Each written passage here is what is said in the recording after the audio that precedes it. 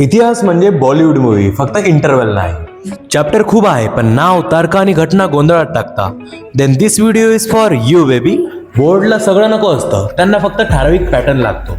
But आपला तर पॅटर्नच वेगळा आहे. हिस्ट्री बोले तो story plus keyword plus presentation.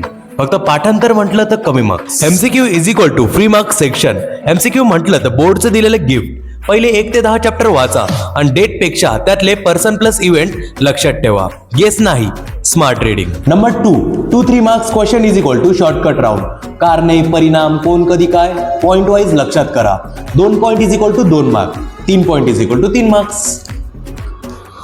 Number 3 4-6 marks question story round. पहिले इंट्रोडक्शन लिहिशाल 4-6 पॉइंट्स, नंतर कॉन्क्लुजन एका लाईनीत. Number 4 smart history trick. प्रश्न वाचा आणि उत्तर समजा.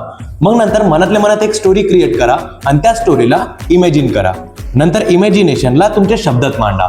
Done done done done. ऐन वेळेवर करायची रिव्हिजन म्हणजे की सगळ्यातून पहिले चॅप्टरची समरी करून घेशाल, नंतर क्वेश्चन पेपर प्रॅक्टिस करून घेशाल.